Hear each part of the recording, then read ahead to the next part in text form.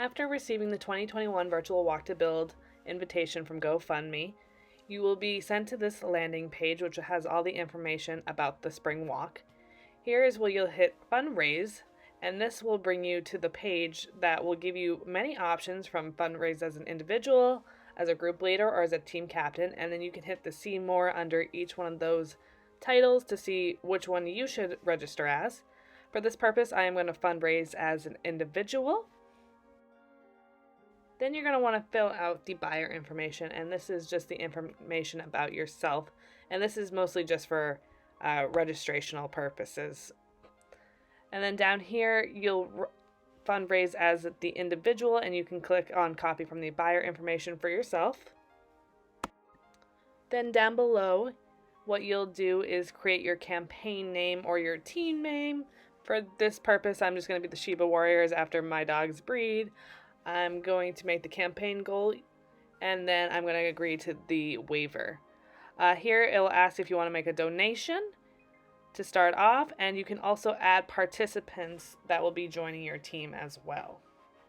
And then once you are complete with that, go ahead and hit checkout, and it will automatically send a receipt to the email that you signed up with. And then you can either sign up with your Facebook page or use your email address. I recommend using your Facebook page because this will help later on when you go to share it on your social media platforms. And then you're going to want to edit your campaign. You do this by hitting edit when you hover over. And this is where you can change your campaign name just in case for whatever reason you didn't like it. You can add more photos of your team or things that represent your team, like a mascot. If your team wanted to make a video on YouTube and then post it on your team page, this is where you put that URL. You can also edit your story, change your goal, and then you can, down here, you can change out the layout to see how your page would look on different platforms such as a mobile or a tablet or even a computer. Up above is the design, so this is where you can change your custom image, so how people will see it when they see your campaign on a Facebook share. So that will be that profile picture. Here I am just uploading the same picture. You don't have to, you can obviously make it something different. And if you scroll down, you can customize your share text. By default, they will just use your team story, but if you want to add something else, you can.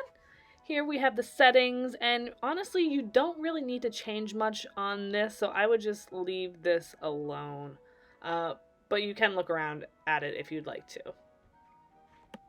So if you go back, you can see that there's manage, edit, and email. If you hit manage, this is where you can put campaign updates that will be seen on your team page, so you can let people know how well you're doing at raising, any word about the walk itself, just basically anything you want to post.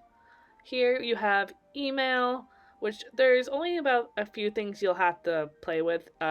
One is the thank you, which is this. You can customize a thank you email to your donors and sponsors as soon as they donate.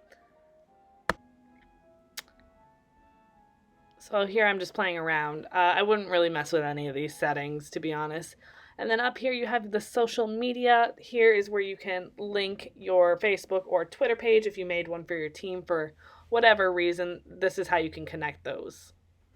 Here we have the send test email. This automatically will send an email to the email that you have through your Facebook or the one that you set the account up with, and it will just show you what your donors are seeing.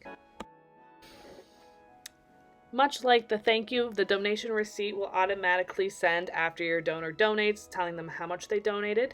Here you can customize that message, much like in the thank you page, and you can also connect with your social media and link those, and then just send a test email just to see how that would look to yourself. And then back up here we have the view option, and this is how your team page will look overall. And if you don't like what you see, such as your message or your name, you can always go back and go in and edit that.